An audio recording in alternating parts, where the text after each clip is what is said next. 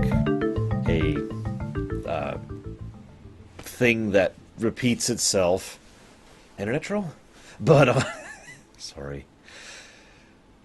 Once again, Garibaldi's big speech at the beginning and at the end of this episode would be a little bit stronger if not for the whole MC thing. Sheridan is going to take over the world. He's trying to set himself up as... No, he's not. Come on, Garibaldi. Come on. You know what, though? I will give this.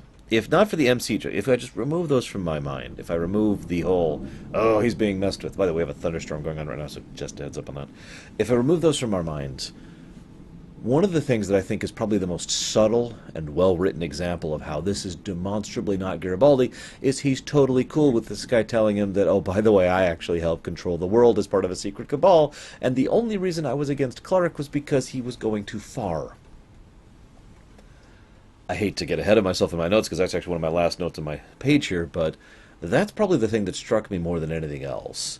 Edgar's and the megacorporations run the planet, run Earth. That's not too out of bounds. I'm not going to get into anything about that, but that's pretty understandable why people would be like, okay, yeah, sure.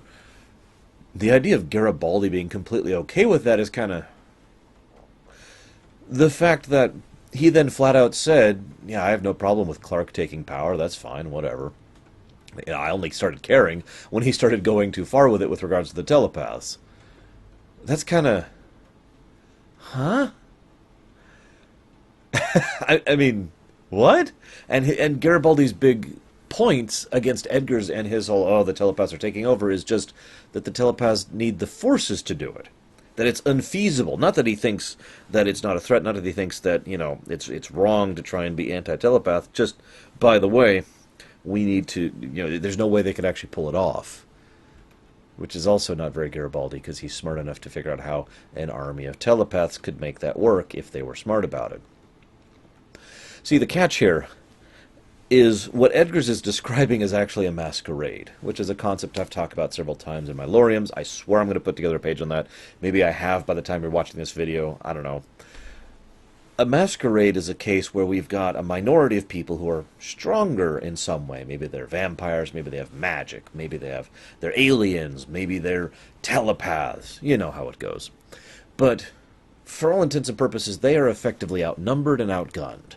Even though they're better, if they were actually to go out in the open about who and what they are and what they're doing, they would get steamrolled. So what Edgar's is describing is that the Psy-Corps and the telepath army in general is only going to be able to function while it's still hidden, while the masquerade is maintained. One thing I want to bring up, though. So I've been talking against this whole, you know, Garibaldi, mind control, blah, blah, blah thing for forever. Why? Not why am I bringing it up. Why mind control Garibaldi? Why go after him? Well, that's probably not the question I want to ask. So let me try and ask this in a slightly different manner. What is the end goal? Remember, he was originally picked up by a shadow vessel. But then the shadows are gone. Now we know there are servants of the shadows remaining, but who exactly is pulling the strings on him, and, way more importantly, why? Now, Garibaldi himself, why pick him? That's not really the question. That's obvious. He was the one who was accessible. Everyone else was protected or inaccessible. But what is the point? What is the end goal? I mention this because there's only two real possible answers to this. First, they have some kind of specific end in mind that they're reaching for. Or second, because they are just letting him be their agent. And, you know, he's useful to have as an agent. So, shrug, right? And the number two answer isn't exactly out of bounds, but it also leaves no room for speculation. So I'm just going to posit the question to you guys, of course, without spoilers. Why do you think they would... What's their end goal with Mr. Garibaldi? And I think at this point we could fairly easily speculate that whoever's manipulating him, Bester is at least connected to that, either with the organization that is manipulating him or against it. One of the two. So we see a few things back on Babylon 5. Notice they don't actually share what Sheridan's plans are for the telepaths. But whatever it is, Franklin hated it. Whatever it is, it's horrifying. It is so horrifying, Franklin doesn't even want to think of it. It's the first time Franklin has said, Sheridan has changed. Which is part of that recurring theme that they're trying to convince us Sheridan actually has changed when he hasn't. But I digress. More to the point, though. Not only do they not share what specifically his plans are, but whatever they are, not only do they horrify Franklin, but he agrees with them that it has to be done. This is Franklin saying this, someone who was willing to put intellect and reason and logic out the window as long as it meant morality. Someone who didn't give a damn because he wanted to save a life, damn it. This has been repeatedly seen over and over and over. So whatever Sheridan's plans are for them, he's got to be really, really right, or there's got to be a really specific and very strong reason for Sheridan to want to use these telepaths for Franklin to be okay with that. Quick note, by the way. You notice how Lita is really strong against the guy, right? Able to wake him up pretty much just like that, and to control him pretty much like that. That's pretty strong stuff. Question for you, though. How much of that do you think is just because she's stronger in general, and how much of it do you think is because she has been specifically designed to be anti-Shadow? Because, I mean, the Vorlons are the ones who modified her, and yeah, enough said, I suppose. Just food for thought. Believe it or not, I actually don't have much to say about this episode. It's very much an establishment episode. It's an episode that analyzes and discusses the two sides of Garibaldi. The first is his passion. Now, we have seen him be passionate about many things, but he has a very strong moral and ethics center. As I've said before, he is chaotic good, if we were going to use the D&D terms. So he prefers to be the person who is, yeah, I'll follow the rules, unless I can't, and then screw it. And he's the kind of person who cares a lot about the things he cares about. He's the one who walked in there to the mini-PAX meeting and said, no, this isn't happening. He's the one who, when they tried to get him to resign, he said, no, this isn't happening. When Clark started attacking him, he's like, no, this isn't happening. This is most strongly displayed, though, in two ways. First, and most importantly, his anti-telepath speeches. He seems to be pretty passionate about that. I wonder how much of that is programming or not. It's hard. See, this is the problem. It's hard to really analyze his character because it's debatable how much of what we're seeing is Garibaldi. Remember, we know for a fact that they have the technology in this setting to completely reprogram you to be an entirely new person. We've seen this twice. Well, actually 3 times, sorry. Once with the random killer guy, whose name I don't remember, once with Brad Dourif's character, and, of course, once with Control. So it's not that out of bounds to assume, theoretically speaking, that Garibaldi is not fully Garibaldi right now. But let's assume that he is for the sake of argument, so we can actually have something to talk about. It's already going to be a short enough episode as is. So we see he's very anti-telepath, and I love the reason why. Most of the time when a character in fiction is written to be racist or speciest or otherwise prejudiced in some way, they're written as if it's stupid. Now, it's obvious why. It's because those things are pretty negative things, and we want to try and avoid those things, right? So most fiction in the last 30, 40 years has been slanting those things as negative traits, and therefore most of the time writers will take the easy way out and basically either say, why do you dislike Marmaluke people? It's a new species I just invented, the Marmalukians. And he says, well, there's usually like 3 answers. These are all the lazy answers in fiction. First answer is, because I'm stupid. Like, they don't say that, but there's no reason given. It's just screw them. Second reason, when I was younger, Marmalukian, did something bad, either to my squad or my family or to me, right? The Freudian excuse. The third answer, and this is the one that actually tends to be most common, is, because I'm evil. Screw them. So it's nice to see that Garibaldi has a reason that makes perfect sense in character for him to be anti-telepath. And it is worth noting that he's not completely against them because he has actually had both tolerances and friendships with telepaths in the past. But let me get to that reason, because that's the part I like most. Garibaldi's a detective. I've talked about this so many times. It's one of his biggest character traits. He's smart, and he knows how to put 2 and 2 together very quickly and very easily. He can catch up and understand what's going on. Sorry, I had to check something really quick there. He can catch up, he can put things together. I mean, even at the end of this episode, we see yet another demonstration of his detective capacity as he highlights exactly how you get to Sheridan, where everyone else has failed because he put 2 and 2 together. Now, granted, he had access to the information to begin with, but the point remains. So for a detective, imagine trying to solve a case in which there are no clues. Imagine trying to figure something out when there's no evidence. We actually heard all the way back in, God, season 1 or season 2, I forget which, where they were talking about imagine the perfect killer. Imagine if a telepath could become a telekinetic and just squeeze just the right blood vessel for a few minutes, and it would look like a natural death. That's kind of an extreme version, but that is nevertheless the same thing that Garibaldi is talking about. It makes sense for someone who is so deductive to automatically have a bias against people against which deduction doesn't really apply, at least not in the same way. If I may be so bold, by the way, that whole scene with him and the telepath woman, oh, excuse me, oh, God, was really chilling.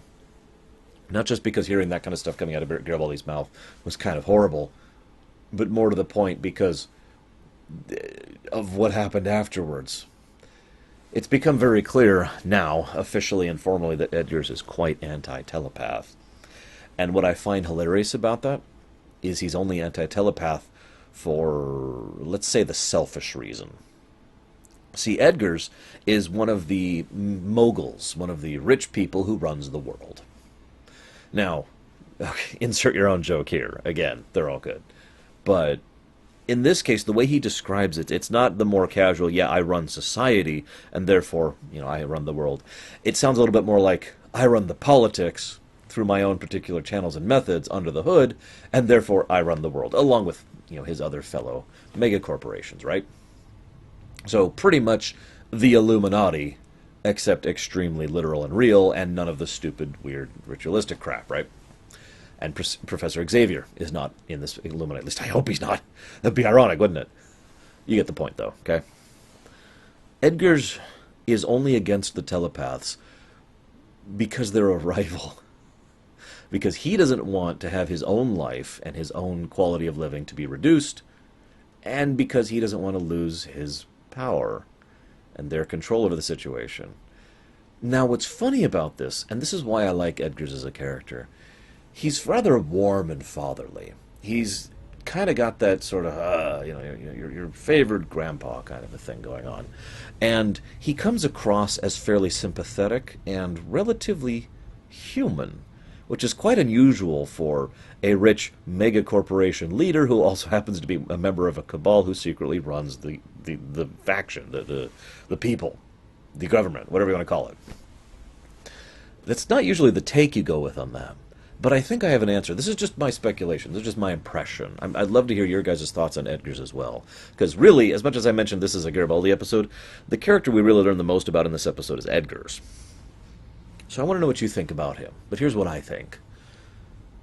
I think he's a typical human in the sense that he's not evil so much as he is distanced. If you don't understand what I'm saying, let me go ahead and give the speech. I know I've talked about this before, so hear me out. Let's say you have to beat someone to death. Now, that's a very hard thing to do. I'm sorry, it is. It requires a very diseased or deranged mind or extreme circumstances to be able to do something like that.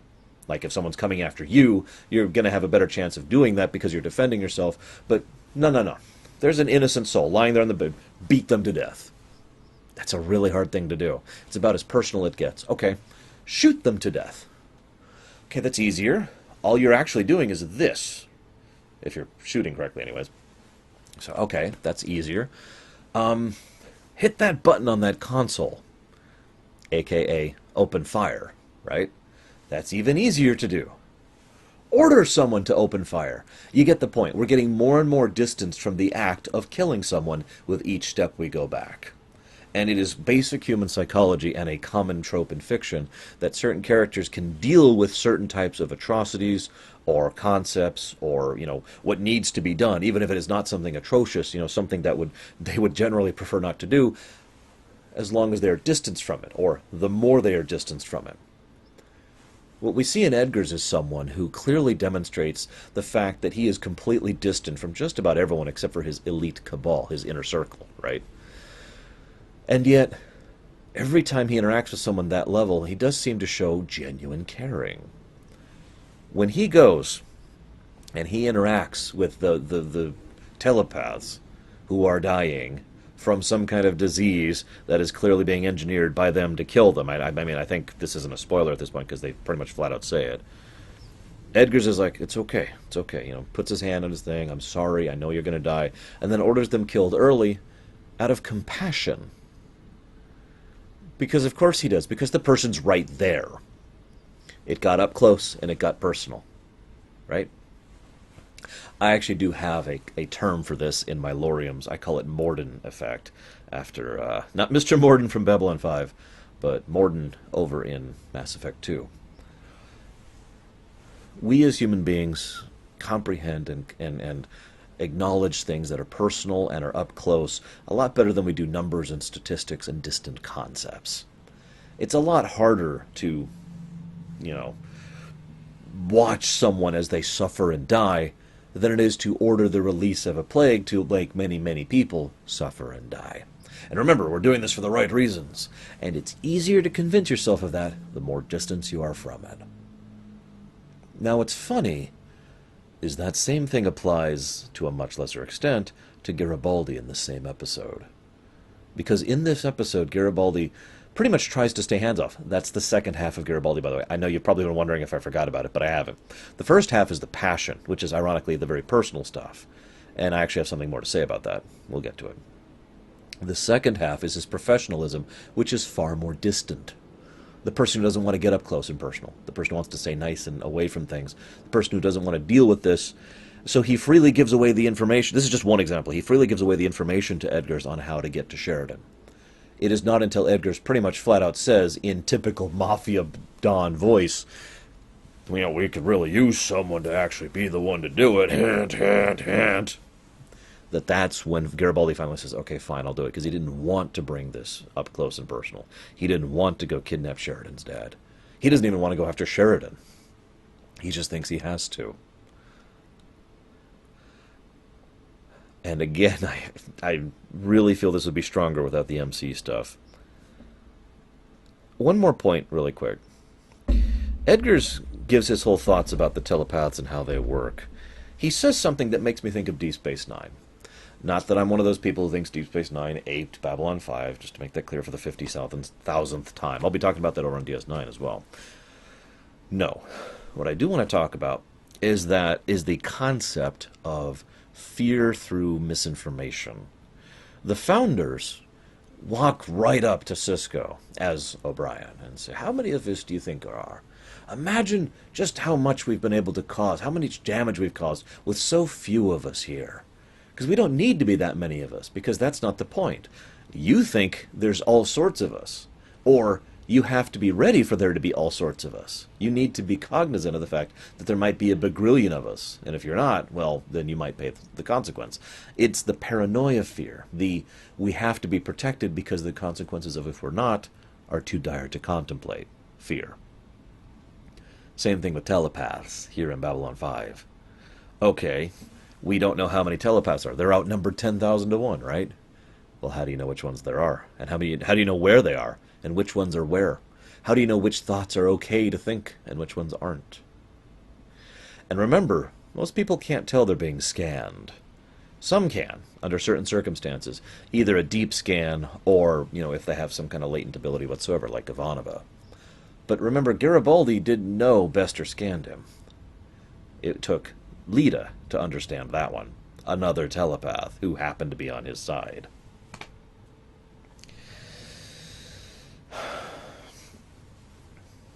I also find Edgar's to be a fascinating villain because he is in many ways similar of a antagonist to the situation that Clark is, but with very different goals and ends in mind. Both the Clark administration and Edgar's and his megacorps both want to kind of keep things going the way they go. They both want their own power base, of course, and both of them want to slowly and insidiously take things. Neither one of them are big, open, and obvious. In fact, the funniest part here, his whole reason for being against Sheridan is not because he disagrees with him. It's not because he's against him. It's not because he's on Clark's side. It is only, at least as stated, because Sheridan is going to present too much of a threat to the Clark administration, and therefore the administration is going to set things in motion that the megacorps are not ready to deal with. So much better to just kind of slowly work things through the system over the next several years, and then we'll remove Clark and his people, right? And again, if nothing else, that fact really makes me think that this isn't truly Garibaldi. Because Garibaldi, the personal, emotional person, the passionate person, cares. He shows as much with Lise. I haven't talked much about the Lise thing, him and Lise and their relationship. And I'm going to save that for just a moment, but I just want you to remember it. Because the other way he would show his passion is that he cares about the lives who are being tortured and killed for the years it would take for the Clark administration to be slowly disassembled from within. Now, whether that's better or not, well, that's a matter of debate. That's a matter of ethics versus practicality, cold calculus versus caring. But Garibaldi cares. He is a very passionate, personal individual when it comes to his personal life. That's half of who he is. You cannot tell me that Garibaldi would be fine with, yeah, let's just wait a few years. Everyone will, I mean, what would have happened on Proxima 3, para exemple, if, someone hadn't come in and done a shock to the system? Because that's actually what Sheridan's doing. What he's doing is a big, loud, obvious shock to the system, but he's doing it very intelligently and very carefully, as I mentioned in the previous episode, or the previous, I forget where we're at this point. I'm losing track. But he's not just moving in like a bulldozer. He could have done that. It would have been easier, but he is doing this the right way. And he's doing it in a way that's still a shock to the system, which at the very least has a chance of success, whereas a bulldozer would have no chance of success, at least not long term. A shock to the system can at least reset things, force things back to a default value, and then you can recover from there, and those atrocities and those terrors stop now, rather than continuing. Remember, 10,000 civilians are dead already on that transport. That already has happened. And we don't even know how many others, in how many other places. I mentioned the Lise thing. I gotta be honest, I'm really not sure I have a lot to say about her. It is interesting to me, because it's easy to change, really. I mean, what I mean by that is, I imagine if you look back at your life 10 years, think about how you were and what you were 10 years ago. I imagine you were probably a pretty different person. I know I was. I was a flaming idiot. Nowadays, no flame. We're good. But the point being, we tend to change over time. And yet, what is one of the most derided, mocked comments you could ever say to someone you're in a relationship or were in a relationship with? Oh, I've changed. It's practically a joke now. It doesn't matter if it's real. It doesn't matter if you are actually different. And this is kind of the problem that Garibaldi finds himself in. We know that from the state that he was in when Sinclair hired him, and through the events that led up to the series, and then has gone through the series, that Garibaldi has significantly changed, even before any mind control stuff, completely ignoring that for a moment. He has become, in almost every way, a better person. He even quit alcohol, like really quit alcohol. That's not an easy thing to do. And he has done a lot of things for a lot of people in a lot of ways. He is a better person. And now, this is one of those great ironies of human relationships, in my opinion. Most people don't understand that they need to grow to the point where they understand and accept who they are in order to truly be capable of having a long-term relationship with someone else. At least a really healthy, good one. I mean, why do you think the divorce rates are so high, right? It's because so many people get together and do the forever thing with no idea of what that means, or who they are, right? So Garibaldi has been through all that. He is now at the point where he is ready to be in a long-term, real relationship. And it's obvious he does still care about her, passionately and significantly. The best part, though, the best sign that he has grown, that he has actually become a better person, when she asks him, would you drop everything for me if I'd asked? He says, I don't know. Now you may be like, what's the significance of that? The significance is that it's true. A youthful person who doesn't understand them, yeah, of course I'll come. And then maybe they would or wouldn't in the actual moment. Or someone who is not certain of themselves or is like, I need to find myself, would just say no. and then would or wouldn't in the moment. In other words, my point is, you don't actually know what you're going to do until you're in the moment. And Garibaldi is seasoned enough to understand that fact, and therefore gives her the honest truth, which is, I don't know.